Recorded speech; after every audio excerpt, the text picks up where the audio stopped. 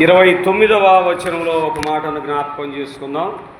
రాయబడినటువంటి ఆ మాటను, ప్రాముఖ్యమైనటువంటి మాటను, ఇశ్రాయేలీయులు నీ భాగ్యం ఎంత గొప్పది, యెహోవా రక్షించిన నిన్ను పోలిన వాడెవడు, ఆయన నీకు సహాయకరమైన కేడెము, నీకు ఔన్నత్యము కలిగించు ఖడ్గము, నీ శత్రువులు నీకు లోబడనట్లు వారు వేషము వేయుదురు. చిన్న ప్రార్థన చేసుకుందాం.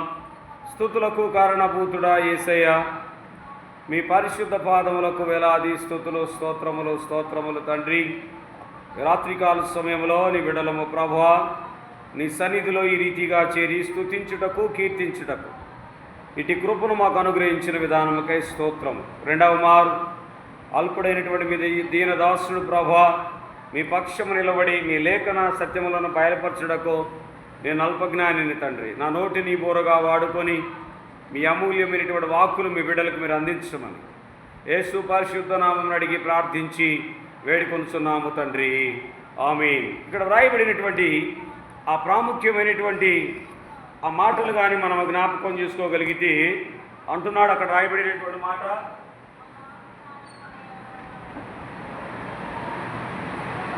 అక్కడ వ్రాయబడినటువంటి ఆ ప్రాముఖ్యమైన నిజముగా ఇశ్రాయేలీయులు నీ భాగ్యం ఎంత గొప్పది.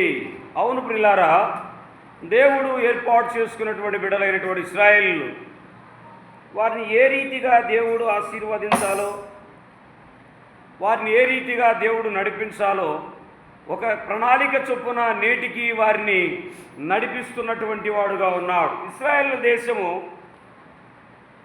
ఒక మహాపట్టణము, బాంబే అంతగా ఉంటుంది. ప్రపంచ దేశంలో లేనటువంటి జ్ఞానము దేవుడు ఆ బిడ్డలకు అనుగ్రహించినటువంటి వాడు. ఆయన స్వాస్యమైనటువంటి వారు. అందుకంటున్నాడు, ఇశ్రాయేలు నీ భాగ్యం ఎంత గొప్పది. నిజముగా వారిని ఏ రీతిగా ఆశీర్వదించాడు దేవుడు అంటే ఆ లేఖనంలోనే మనము ఆ మాటలను జ్ఞాపకం చేసుకోగలిగితే అంటున్నాడు. రాయబడినటువంటి మాట చూద్దాం. 144వ కీర్తన 15వ చరణంలో అంటున్నాడు.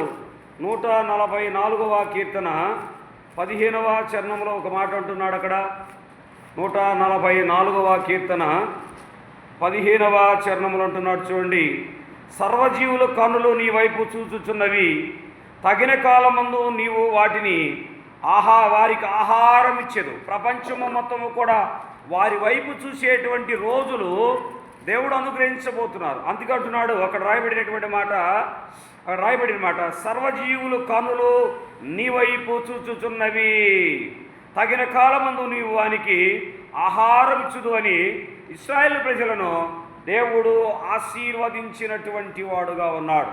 నిజముగా ఇశ్రాయేల్ ప్రజలనే దేవుడు ఆశీర్వదించాడా? వారు దేవుని బిడ్డలు కాబట్టి ఆశీర్వదించాడు, మంచిదే. కానీ మరి మనల్ని కూడా ఆశీర్వదించడకు ఆయన సిద్ధతను కలిగినటువంటి వాడుగా ఉన్నాడా? మొదటిగా ఇశ్రాయేలును ఏ రీతిగా ఆశీర్వదించాడో మనము లేఖనములోనే మాటలను జ్ఞాపకం చేసుకుందాం. అదే ద్వితీయోపదేశకాండం, రెండవసారి ఉపదేశించబడినటువంటి గ్రంథము. మొదటి ఆదికాండ గ్రంథము, రెండవదిగా ద్వితీయోపదేశము, రెండవసారి ఉపదేశం ఇస్తున్నటువంటి గ్రంథము ఆ ద్వితీయోపదేశకాండ గ్రంథము 4వ అధ్యాయము 7వ వచనములు అంటున్నాడు ఒక మాటను. 4:7 వచనములు అంటున్నాడు. చూడండి, ఎలయనగా మనం ఆయనకు మొరపెట్టున్నప్పుడల్లా మన దేవుడైనటువంటి యెహోవా మనకు సమీపముగా ఉన్నట్టు మరి ఏ గొప్ప జనమునకు ఏ దేవుడు సమీపముగా ఉన్నాడు. చూడండి, ఇశ్రాయేలుకి ఎంత భాగ్యం అనుగ్రహించినటువంటి వాడుగా ఉన్నాడు. ఇశ్రాయేలుకి ఎంత భాగ్యం ఇచ్చాడంటే వారు నిజముగా మొరపెట్టగలిగితే దేవుడు వారికి సమీపముగా ఉన్నట్టున్నటువంటి వాడుగా ఉన్నాడు. నిజముగా వారిని ఏ రీతిగా ఆశీర్వదిస్తున్నాడంటే ఇశ్రాయేలును, ఆయన నమ్మినటువంటి బిడ్డలను ఆయన కునుకడు నిద్రపోకుండా నిత్యము వారిని కాసేటువంటి వాడుగా ఉన్నాడు. అది ఇశ్రాయేలుకు ఉన్నటువంటి భాగ్యము. నిజముగా నీవు నేను ఆయనందు భయభక్తులు కలిగి జీవించగలిగితే, నిజముగా నీవు నేను ఆయనందు స్థిరమైనటువంటి జీవితంలో జీవించగలిగితే మనకు కూడా అటువంటి భాగ్యమైన అనుగ్రహించబోతున్నాడు. రెండవదిగా చూడగలిగితే అదే ద్వితీయోపదేశకాండ గ్రంథము 7వ అధ్యాయంలో అంటున్నాడు ఒక మాటను. 7వ అధ్యాయము 6వ వచనంలో అంటున్నాడు. చూడండి, నీవు నీ దేవుడైన యెహోవాకు ప్రతిష్ఠిత జనము. నీ దేవుడైన యెహోవా భూమి మీద ఉన్న సమస్త జనులముల కంటే నిన్ను ఎక్కువగా ఎంచి నిన్ను తన స్వకీయ జనముగా ఏర్పరచుకుని. చూడండి, ఇశ్రాయేలుని ఏమంటున్నా అంటే రెండవదిగా స్వకీయ జనముగా, భూమి మీద ఉన్నటువంటి వారందరికంటే వారిని స్వకీయ జనముగా ఏర్పాటు చేసుకున్నాడు. జాగ్రత్త సహోదరి సహోదరులారా, లేఖనంలో ఉన్నటువంటి సత్యములు ఆయన మాట ఇచ్చి నెరవేర్చనటువంటి వాడు కాదు, ఇచ్చి నెరవేర్చేటువంటి దేవుడుగా ఉన్నాడు. నిజముగా నీవు నేను ఆయన స్వకీయ జనముగా లేదా సొంత రక్షకుడుగా ఆయనను నీవు నేను అంగీకరించగలుగుతున్నామా? అంగీకరించుటకు నీవు నేను ప్రయత్నము చేస్తున్నటువంటి వారముగా ఉన్నామా? సహోదరి సహోదరులారా, మొదటిగామో ఇశ్రాయేలుకు స్వాస్థ్యం ఇచ్చాడు, రెండవదిగా స్వకీయ జనముగా చేసుకున్నటువంటి వాడుగా ఉన్నాడు. మూడవదిగా చూడగలిగితే అపోస్తలుడైనటువంటి పౌలు రోమీలకు రాసినటువంటి పత్రికలు అంటున్నాడు. అపోస్తలుడైనటువంటి పౌలు రోమీలకు రాసినటువంటి పత్రికలో ఒక మాట అంటున్నాడు, ఇశ్రాయేలు ప్రజలను ఏ రీతిగా అంటున్నాడు. అపోస్తలుడైనటువంటి పౌలు రోమీలకు రాసినటువంటి పత్రిక 3వ అధ్యాయము మొదటి వచనములో అంటున్నాడు. చూడండి, అట్లయితే యూదునికి కలిగినటువంటి ఆధిక్యమేమి, సున్నతి వలన ప్రయోజనమేమి అంటున్నాడు. ఇక్కడ ప్రయోజనము, సున్నతి వలన వారికి ప్రయోజనము కలుగుతుంది. నిజముగా దేవునిలో నీవు నేను శుద్ధీకరించబడేటువంటి తత్వం కలిగినట్టుగా ఉంటే మనము ప్రయోజకులమయ్యేటువంటి వారముగా ఉన్నాం, ప్రయోజతను పొందేటువంటి వారముగా ఉన్నాం. సహోదరి సహోదరులారా, అక్కడ అంటున్నాడు, యోధా పత్రికలు అంటున్నాడు. చూడండి ఒకసారి, యోధా పత్రికలో ఒక మాట అంటున్నాడు. యోధా భక్తుడికి రాసినటువంటి పత్రిక, యోధా పత్రికలో కూడా ఒక మాటను తెలియపరుస్తున్నాడు ఆయన.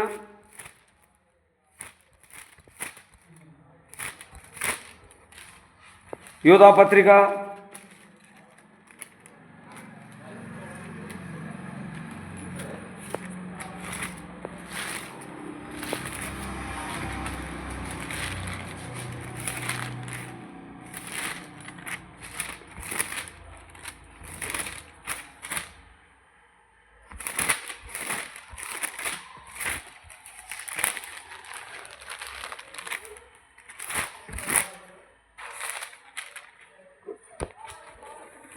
యోధా పత్రిక చూడండి, యోధా పత్రికలో ఒక మాట తెలియపరిచాడు. తర్వాత చూద్దాం. కానీ రెండవదిగా చూడగలిగితే, రెండవ మాటగా చూడగలిగితే అదే ద్వితీయోపదేశకాండ గ్రంథము 29వ వచనంలో కూడా మరలా ఏమంటున్నాడు, మరొకసారి చూద్దాం ఆ మాటను. ద్వితీయోపదేశకాండ గ్రంథము 33వ అధ్యాయము, ద్వితీయోపదేశకాండ గ్రంథము 33వ అధ్యాయం 29లో అంటున్నాడు. చూడండి, రెండవది, మొదటిగామో ఇశ్రాయేలు నీ భాగ్యం ఎంత గొప్పదన్నాడు. రెండవదిగా చూడగలిగితే ఇశ్రాయేలు ప్రజలను ఏ విధంగా రక్షించినటువంటి వాడుగా ఉన్నాడు. ఆయన వారికి కేడముగా ఏ రీతిగా ఉన్నాడో మనం లేఖనంలోనే ఆ మాటలను జ్ఞాపకం చేసుకుందాం. అందులో మొదటి మాట చూడగలిగితే యెషయా గ్రంథము 45వ అధ్యాయము, యెషయా గ్రంథము 45వ అధ్యాయము, యెషయా గ్రంథము 45వ అధ్యాయము 15వ వచనములో అంటున్నాడు ఒక మాటను. యెషయా గ్రంథము 45వ అధ్యాయము 15వ వచనం, ఇశ్రాయేలు దేవా రక్షక, నిశ్చయముగా నీవు నన్ను మరుగుపరుచుకున్న దేవుడు అయి ఉన్నావు. నిజముగా ఇశ్రాయేలును ఆయన మరుగుపరుస్తున్నాడు. ఎందుకంటే ప్రపంచము మొత్తము కూడా ఆ బిడ్డల మీదకి, ఇశ్రాయేల్ మీదకి దండెత్తుటకు సిద్ధత కలిగినటువంటి ఆ దినాల్లో ఉన్నటువంటి వారుగా ఉన్నారు. కాబట్టి వాళ్ళకి ఏంటంటే నిత్య రక్షణ, వాళ్ళకి ఎటువంటి రక్షణ ఇస్తున్నాడంటే రక్షణ నిశ్చయముగా నీవు మరుగుపరుచుకున్నటువంటి దేవుడుగా ఉన్నాడు. ఆయనకు నిత్య రక్షణ ఇచ్చినటువంటి దేవుడుగా ఉన్నాడు ఇశ్రాయేల్ ప్రజలకు. మనము చూడగలిగితే అపోస్తలుడైనటువంటి పౌలు గలతీయులకు రాసినటువంటి పత్రిక 6వ అధ్యాయం, అపోస్తలుడైనటువంటి పౌలు గలతీయులకు రాసినటువంటి పత్రిక 6వ అధ్యాయము 16వ వచనములు అంటున్నాడు. అపోస్తలుడైనటువంటి పౌలు గలతీయులకు రాసినటువంటి పత్రిక 6వ అధ్యాయము 16వ వచనములు అంటున్నాడు. చూడండి, ఈ పద్ధతి చొప్పున నడుచుకుని వారందరికీ ఆయన దేవుని ఇశ్రాయేలుకు సమాధానము, కృప, కలుగుజేయునుగాక. ఎలా ఉండాలి ఇప్పుడు? ఆయన యందు భయభక్తులు కలిగినటువంటి వారుగా ఉండాలి. స్థిరతను ఏర్పాటు చేసుకునేటువంటి వారుగా ఉండాలి. ఎలా ఉండాలంటే క్రొత్తదైనటువంటి జీవితంలో జీవించేటువంటి వారు, ఆయన పద్ధతిని అనుసరించి నడుచుకునేటువంటి తత్వం కలిగినటువంటి వారుగా ఉండాలి. అది ఇశ్రాయేలుకైనా ఆజ్ఞగా ఇస్తున్నటువంటి వాడుగా ఉన్నాడు. అదే మనము జ్ఞాపకం చేసుకోగలిగితే అపోస్తుల కార్యాల గ్రంథము 17వ అధ్యాయము, అపోస్తుల కార్యాల గ్రంథము 17వ అధ్యాయము 27వ వచనంలో అంటున్నాడు ఒక మాటను చూద్దాం. అక్కడ 27వ వచనంలో అంటున్నాడు చూడండి. అక్కడ వ్రాయబడినటువంటి ఆ మాటను కానీ జ్ఞాపకం చేసుకోవాలి. 26, 27 మరియు యావత్ భూమి మీద కాపురముండుటకు ఆయన ఒకరి నుండి ప్రతి జాతీయ మనుషులను సృష్టించి వారు ఒకవేళ దేవుడు తడువులాడుకుందునేమో అని తను వెతుకు నిమిత్తము నిర్ణయకాలంలో వారిని నివాస స్థలం యొక్క పొలిమేర్లను ఏర్పాటు చేసెను. ఆయన మనలో ఎవనికి దూరముగా ఉండువాడు కాదు. నిజముగా ఆయన ఎరిగినటువంటి బిడలమైన మనము, ఆయనను నిజముగా సేవించేటువంటి బిడలమైతే మనము ఎవనికి ఆయన దూరముగా ఉండేటువంటి వాడు కాదు. ఇశ్రాయేలుకే కాదు కానీ నమ్మినటువంటి ప్రతి బిడకైనా సమీపముగా ఉండబోతున్నాడు. వారికి మాత్రమే దగ్గరగాను, మిగిలినటువంటి వారికి దూరముగా ఉండేటువంటి వాడు కాదు. ఆయన అందరికీ కూడా సమీపముగా ఉండబోతున్నటువంటి వాడుగా ఉన్నాడు. నిజముగా నీవు నేను ఆయనను ఎరిగి ఆయన సొంత రక్షకుడని నీవు నేను అంగీకరించగలిగితే ఆయన సమీపంగా, ఇశ్రాయేలుకు సమీపంగా ఉండబోతున్నాడు. నీకు నాకు కూడా ఆయన ఎలా ఉండబోతున్నాడు? ఆయన సమీపముగా ఉండబోతున్నాడు. అటు సమీపమును నీవు నేను పొందుకునేటువంటి వారముగా ఉండాలి. ఇశ్రాయేలుకు తోడైనటువంటి దేవుడు నీకు నాకు కూడా నిజముగా తోడుగా ఉండేటువంటి వాడుగా ఉన్నాడు. మనం మరొక మాట చూడగలిగితే యోహాను సువార్త 1వ అధ్యాయము, యోహాను సువార్త 1వ అధ్యాయము 12వ వచనములో అంటున్నాడు ఒక మాటను. యోహాను సువార్త 1వ అధ్యాయము 12వ వచనములో అంటున్నాడు చూడండి. తన్ను ఎందరు అంగీకరించిరో వారందరికీ అనగా తన నామమందు విశ్వాసముంచిన వారికి దేవుని పిల్లలగుటకు ఆయన అధికారం అనుగ్రహించాడు. ఆయన ఎవరైతే అంగీకరిస్తారో, ఆయన యందు ఎవరైతే భయభక్తులు కలిగి స్థిరమైనటువంటి జీవితమును ఏర్పాటు చేసుకుంటారో వారందరికైనా తన కృపను అనుగ్రహించేటువంటి వాడుగా ఉన్నాడు. మరి అటు కృపను నీవు నేను పొందుకున్నటకు సిద్ధము కలిగినటువంటి వారముగా ఉన్నామా? అటు కృపను ఎందుకు పొందుకోలేకపోవుటకు మనలో ఉన్నటువంటి అవిధేయత ఏమైనా ఉన్నదని నీవు నేను గ్రహించగలుగుతున్నామా? సహోదరి సహోదరులారా, ఈ రాత్రికాల సమయంలో దేవుని యొక్క లేఖన గ్రంథంలో ఉన్నటువంటి మాటలు మనల్ని హెచ్చరిస్తున్నాయి. మరొక మాట చూడగలిగితే మత్తయి సువార్త 12వ అధ్యాయము 50వ వచనంలో అంటున్నాడు ఒక మాటను. 12:50లో అంటున్నాడు చూడండి ఒక మాటను. తన శిష్యుల వైపు చేయి చాపి, ఇదిగో నా తల్లి, నా సహోదరులు, పరలోకమందున్న నా తండ్రి చిత్తము చొప్పున చేయువాడే నా సహోదరుడు, నా సహోదరి, నా తల్లి అయి ఉన్నాడనెను. చూడండి, దేవుడు సృష్టిని నోటి మాటతో సృష్టించినటువంటి దేవుని యొక్క పలుకులు ఎలా ఉన్నవి? మరి నేటి క్రైస్తవ జనాలు ఎలా ఉన్నవి? నా తర్వాత నా కుమారుడే సేవ చేయాలి, లేదా నా తరపు వాళ్ళే సేవ చేయాలనేటువంటి ఆలోచన. కానీ ఆయన ఎవరన్నారు? నా తర్వాత ఎవరనేటువంటిదన్నా అంటే నన్ను ఎవరైతే అంగీకరిస్తారో వాళ్ళే నా తల్లి, నా సహోదరులు, నా పిల్లలు అనబడతారు. అంతేగాని ఇక్కడ వంశపారంపర్యం అనేటువంటిది ఆస్తుల పంపకం కాదు. కానీ ఆయన పలికినటువంటి యథార్థమైనటువంటి మాట అంటున్నాడు చూడండి. తన శిష్యుల వైపు చేయి చాపి, ఇదిగో నా తల్లి, నా సహోదరులు అని అనకుండా పరలోకమందున నా తండ్రి చిత్తము చొప్పున చేయువాడే, ఆయన చిత్తానుసారముగా ఎవరైతే తన పరిచర్యను కొనసాగిస్తాడో, తన చిత్తానుసారముగా నడుస్తాడో, తన చిత్తమైనటువంటి మాటలు అందిస్తాడో నా సహోదరుడు, నా సహోదరి, నా తల్లి ఉన్నాడు అంటున్నాడు. అంతేగాని ఈ లోకము దాని ఆశలు గతించినట్టున్నాడు. మరి కొంతమంది వింటున్నారే కానీ, బోధిస్తున్నారే కానీ ఈ సత్యమును గ్రహించలేకపోతున్నారు. నా తరువాత నా కుమారులే రావాలి, లేదా నా తర్వాత ఇంకొకరు రావాలని ఆశ కలుగుతున్నారు. కానీ దేవుని చిత్తములో వారు ఉన్నారా, దేవుని చిత్తానుసారముగా నడిపించబడుతున్నారా అనేటువంటి ఆలోచన సరళనేటువంటిది కలిగినటువంటి వారుగా ఉండడం లేదు. కాబట్టి ఇక్కడ యథార్థముగా గమనించవలసింది ఏంటంటే, ఆయన ఏ సమయంలో ఎవరిని ఉపయోగించుకొని తన మాటలను వినిపించుకుంటాడో అది ఆయన చిత్తమైనది. వారు ఆయన స్వకీయమైనటువంటి జనమైనటువంటి వారుగా ఉన్నారు. ఈ సత్యాన్ని మనం జ్ఞాపకం చేసుకోవాలి. పేతురు రాసినటువంటి పేతురు భక్తకోటికి రాసినటువంటి రెండవ పత్రిక, పేతురు భక్తకోటికి రాసినటువంటి రెండవ పత్రిక మొదటి అధ్యాయము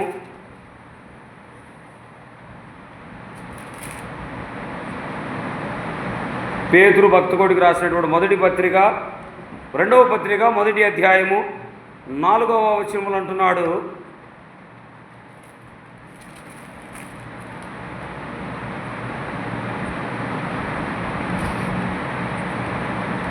నాలుగవ వచనం చూడండి అంటున్నాడు, ఆ మహిమ గుణాతిశయములను బట్టి ఆయన మనకు అమూల్యములను అత్యధికమైనటువంటి వాగ్దానములను అనుగ్రహించి ఉన్నాడు. దురాశను అనుసరించటం వలన లోకమందునటువంటి భ్రష్టత్వము ఈ వాగ్దానము మూలంగా మీరు తప్పించుకొని దేవ స్వభావములందు పాలివారగునట్లు వారికి అనుగ్రహించును. లోకానుసారమైనటువంటి పోకడలు పోయేటువంటి వారుగా ఉండగాడు. దేవుని చిత్తానుసారమును ఎరిగి, దేవుని చిత్తమును గ్రహించి, దేవుని చిత్తానుసారమైనటువంటి ఆలోచన సరళ కలిగి జీవించేటువంటి వారముగా ఉండాలి. అంతేకాని దేవుని చిత్తము లేకుండా నీవు నేను ఎంత ప్రయాసపడినా ఆ ప్రయాస వ్యర్థమే. అటువంటి సత్యాన్ని గ్రహించుకోవాలి. అపోస్తలుడైనటువంటి పౌలు హెబ్రీయులకు రాసినటువంటి పత్రిక 5వ అధ్యాయములు అంటున్నాడు. అపోస్తలుడైనటువంటి పౌలు హెబ్రీయులకు రాసినటువంటి పత్రిక 5వ అధ్యాయము 9-10 వచనములు అంటున్నాడు. చూడండి, అక్కడ రాయబడిన, మరియు ఆయన సంపూర్ణ స్థితి పొందినవాడై మెల్కిసెదెకు యొక్క క్రమము చేరిన ప్రధాన యాజకుడని దేవుని చేత పిలువబడి తనకు విధేయులైనటువంటి వారికి అందరికీ నిత్య రక్షణకు కారకుడాయన. అక్కడ ఇశ్రాయేలుకు నిత్య రక్షణ ఇచ్చాడు.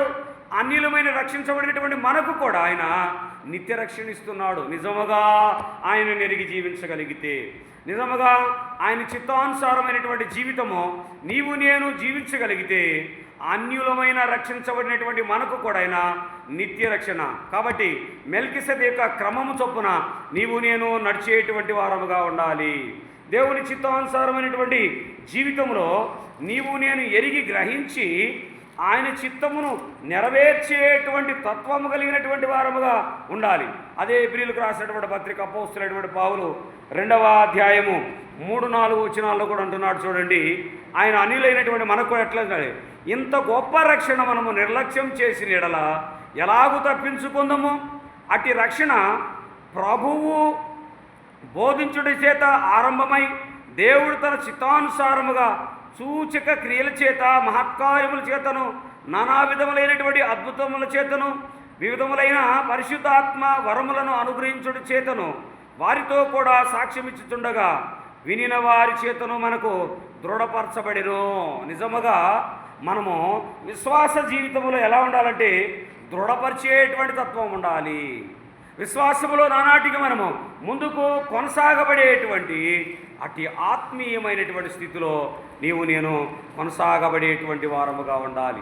ఇశ్రాయేలుకి ఇచ్చినటువంటి రక్షణ, ఇశ్రాయేలుకి ఇచ్చినటువంటి వారు మనసు, ఇశ్రాయేలు నడిపిస్తున్నటువంటి రీతిగా అన్యులమైనటువంటి మనల్ని కూడా ఆయన నడిపించబోతున్నాడు. చివరిగా చూడగలిగితే అపోస్తలుడైనటువంటి పౌలు తిమోతికి రాసినటువంటి మొదటి పత్రిక 4వ అధ్యాయము 10వ వచనములు అంటున్నాడు ఒక మాటను.